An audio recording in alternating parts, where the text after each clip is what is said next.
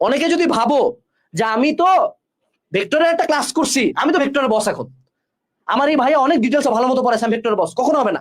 ভেক্টরের প্রথমে academic class করবা, ওখান থেকে কি ক্লিয়ার হইলো? থিওরি।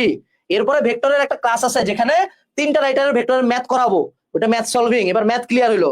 এরপরে তো বোর্ডের কোশ্চেন তো ম্যাথ ডিরেক্টলি দিবে না, সিকিউ দিবে, ওটার জন্য টেস্ট পেপার সলভিং ক্লাস। এরপরে ভেক্টরের ভার্সিটি মেডিকেল ইঞ্জিনিয়ারিং এ কি কি কোশ্চেন আসে ওটার কোশ্চেন ব্যাংক সলভ করাবো। এবার আইডিয়া হলো অ্যাডমিশনে কি আসে। এরপরে আরেকটা ক্লাসে অ্যাডমিশনে শর্টকাট শিখবো, অর্থাৎ এক একটা চ্যাপ্টারের উপর কয়েক ধাপে পড়ে পড়ে পড়ে পড়ে হবে।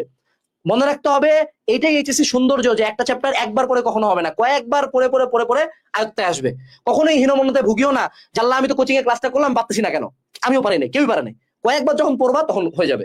এবং আরেকটা কথা, অনেকগুলা সোর্স রাখা। দেখো তুমি যদি এরকম করো, আজকে এই সাবজেক্ট, কালকে ওই সাবজেক্ট, তারপর আরেকটু সাবজেক্ট, আজকে এই ভাইয়া, কালকে ওই ভাইয়া, কালকে এই কোর্স, এই বইয়ের একটু, ওই বইয়ের একটু, তারপরে একটু, তারপরে এই, একদম মারা।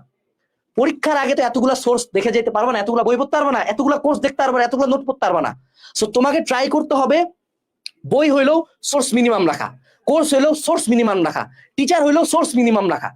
সর্বনিম্ন টিচার, সর্বনিম্ন কোর্স, সর্বনিম্ন বইয়ে এমন কোন জায়গায় যাও যে জায়গায় সবকিছু আছে, that would be the best choice.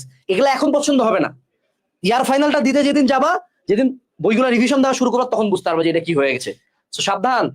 বাংলাদেশের একমাত্র একটা কোর্স যেটা সবকিছু সোর্স ফাইল এক জায়গায়, একাডেমিক অ্যাডমিশন কোর্স।